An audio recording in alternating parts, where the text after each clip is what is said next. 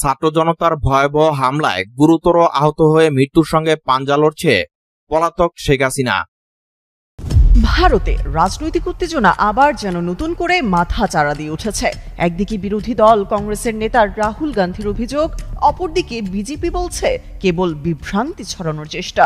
দুই দলের এমন পাল্টাপাল্টি বাগবিতণ্ডায় উত্তপ্ত হয়ে উঠছে দেশটির রাজনীতি। এমন বাস্তবতায় তরুণ ভোটার ও জেনজি প্রজন্মকে এগিয়ে এসে সংবিধান রক্ষা এবং ভোট চুরি রোধ করার আহ্বান জানিয়ে আগুনে ঘি ঢালার পরিবেশ তৈরি করছেন। যেন সময় থমকে দাঁড়ালো দিল্লির ব্যস্ততম এলাকায়। শহরের এক প্রধান সড়কে চোখে পড়ে চকচকে গাড়িবহর।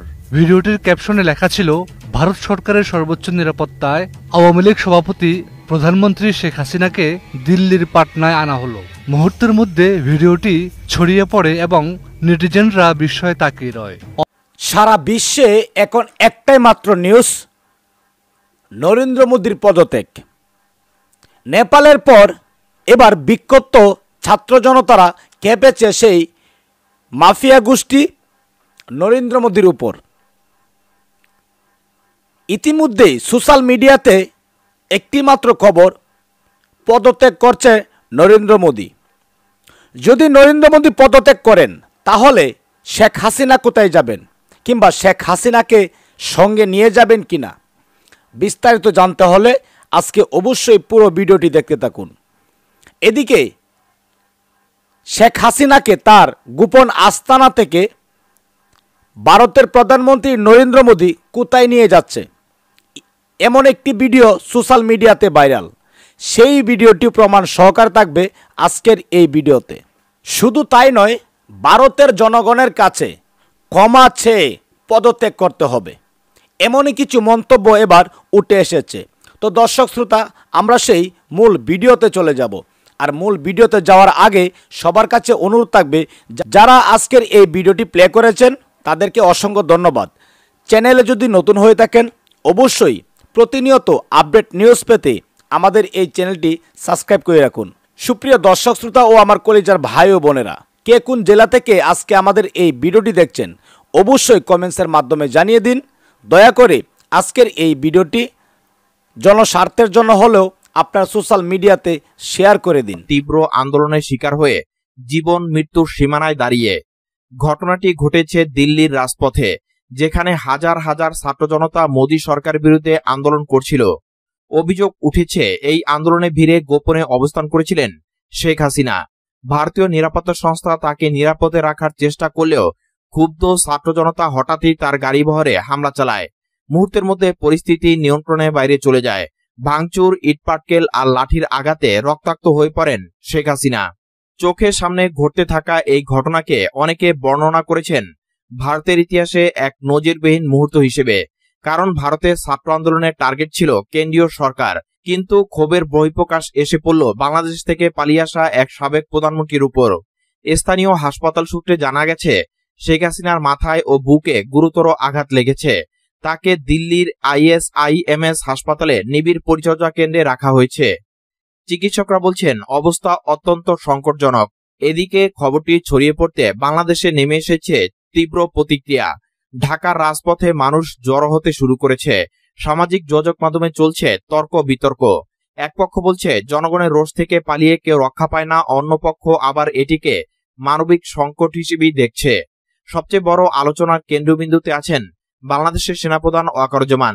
তিনি দুপুরে সেনা সদর দপ্তরে এক সংবাদ সম্মেলনে এ প্রসঙ্গে মুখ খোলেন। সেনাপ্রধান বলেন, যে নেতা নেত্রী হোক না কেন, তিনি যদি বাংলাদেশের নাগরিক হন তার নিরাপত্তা নিশ্চিত করা আমাদের নৈতিক দায়িত্ব। শেখ হাসিনা যেভাবেই দেশ ছেড়ে পালিয়ে থাকুক না কেন, বিদেশের মাটিতে তিনি যদি মৃত্যুর সঙ্গে লড়াই করেন তবে বাংলাদেশের জনগণ নিশ্চয়ই উদাসীন থাকতে পারে না। ওয়াকারুজ্জামান আরও ইঙ্গিত দিয়েছেন যে বাংলাদেশ সরকার চাইলে ভারতের সঙ্গে আলোচনায় বসে শেখ হাসিনার চিকিৎসা বা দেশে ফেরানোর ব্যাপারে পদক্ষেপ নিতে পারে। তবে তিনি একই সাথে কড়া সুরে বলেন, এটা পরিষ্কার করতে চাই, শেখ হাসিনার বিরুদ্ধে যে অভিযোগগুলো দেশে গঠন হয়েছে সেগুলো অক্ষুণ্ণ থাকবে। তিনি আইনের মুখোমুখি হবেনি, কিন্তু এর মানে এই নয় যে আমরা তাকে মরতে দিব। ভারতের পরিস্থিতিও কম অস্থির নয়। ছাত্র জনতার হামলার পর থেকে দিল্লি ও আশপাশের টানটান উত্তেজনা বিরাজ করছে। মোদী সরকার এখন কঠিন চাপে, কারণ শেখ হাসিনা ভারতের মাটিতে আশ্রয় নিয়েছিলেন ভারতের প্রত্যক্ষ অনুমতি নিয়ে। ফলে তার উপর এ ধরনের হামলা ভারতের ভাবমূর্তিতেও আঘাত করেছে। আন্তর্জাতিক মহলও উদ্বিগ্ন হয়ে পড়েছে। ইউরোপীয় ইউনিয়ন ও জাতিসংঘের কয়েকজন কূটনীতিক ইতিমধ্যে ভারত সরকারের কাছে রিপোর্ট চেয়েছেন শেখ হাসিনার বর্তমান অবস্থা নিয়ে। বাংলাদেশের ভিতরে প্রতিক্রিয়া আরও তীব্র। বিরোধী শিবিরের নেতারা বলছেন এটাই প্রমাণ করে যে জনগণের অভিশাপ থেকে কেউ বাঁচতে পারে না। অন্যদিকে আওয়ামী লীগের ভগ্নাংশ যেটুকু সংগঠিত আছে তারা এখন দিশেহারা। তাদের অভিযোগ শেখ হাসিনাকে পরিকল্পিতভাবে টার্গেট করা হয়েছে। এই ঘটনার মধ্যে একটি বিষয় স্পষ্ট হয়ে উঠেছে, যে আন্দোলনের জোয়ার একবার জনগণের হৃদয়ে জন্ম নেয় তা সীমান্ত মানে না। শেখ হাসিনা বাংলাদেশের ভিতরে যে আন্দোলনের মুখে দেশ ছাড়তে বাধ্য হয়েছিলেন, আজ সেই আন্দোলনের প্রতিধ্বনি ভারতের রাজপথেও প্রতিফলিত হলো। শেখ হাসিনা এখনো দিল্লির হাসপাতালে মৃত্যুর সঙ্গে লড়াই করছেন। তার ভাগ্যে কি দাঁড়াবে সেটা নির্ভর করছে চিকিৎসকদের উপর। তবে রাজনীতি যে নতুন মোড় নিতে যাচ্ছে তা নিয়ে কোনো সন্দেহ নেই। বিতণ্ডায় উত্তপ্ত হয়ে উঠছে দেশটির রাজনীতি। এমন বাস্তবতায় তরুণ ভোটার ও জেনজি প্রজন্মকে এগিয়ে এসে সংবিধান রক্ষা এবং ভোট চুরি রোধ করার আহ্বান জানিয়ে আগুনে ঘি ঢালার পরিবেশ তৈরি করছেন কংগ্রেসের এই নেতা। সম্প্রতি লোকসভায় বিরোধী দলীয় এই নেতা দাবি করেন ভোটার তালিকায় ইচ্ছাকৃতভাবে কংগ্রেস সমর্থক ও দলিত আদিবাসী ভোটারদের নাম বাদ দেওয়া হচ্ছে। আর দিল্লিতে সংবাদ সম্মেলন এবং সামাজিক যোগাযোগ মাধ্যমে দেওয়া বক্তব্যে রাহুল বলেন দেশের সংবিধান রক্ষা এবং ভোট চুরি রোধে তরুণ ভোটার ও জেনজি প্রজন্মকে এগিয়ে আসতে হবে। তার ভাষায় শ্রীলঙ্কা, বাংলাদেশ ও নেপালের মতো পরিস্থিতিতে জেনজিদের প্রজন্ম সামনে এলে রাজনৈতিক পরিবর্তন সম্ভব। নেপালে এই ধরনের আন্দোলনে সরকারও ক্ষমতাচ্যুত হয়েছিল এবং তিনি চাইছেন ভারতেও তরুণরা এমন ভূমিকা পালন করুক। এদিকে কংগ্রেসের এই আহ্বানকে সমর্থন জানিয়েছেন সমাজবাদী পার্টির নেতা আইপি সিং। তিনি বলেন দেশের গণতন্ত্র রক্ষায় এখন জেনজিদের নেতৃত্বে নতুন বিপ্লব দরকার। জেনজি क्या कर रहा है? वो परिवारवाद के खिलाफ है। तो परिवारवाद कौन देखेगा? नेहरू जी, इंदिरा जी, राजीव जी, राहुल जी, प्रियंका जी, रॉबर्ट वड्रा जी, कौन देखेगा? परिवारवाद के सबसे बड़े समर्थक आप हो, तो जेनजी भगाएगा तो सबसे पहले आपको भगाएगा। তবে কংগ্রেসের নেতা রাহুল গান্ধীর আহ্বানের তীব্র সমালোচনা করছে বিজেপি। সাংসদ নিশিকান্ত দুবে বলছেন জেনজি পরিবারতন্ত্র ও দুর্নীতির বিরোধী, তাই তারা গান্ধী পরিবারের প্রতি আনুগত্য দেখাবে না।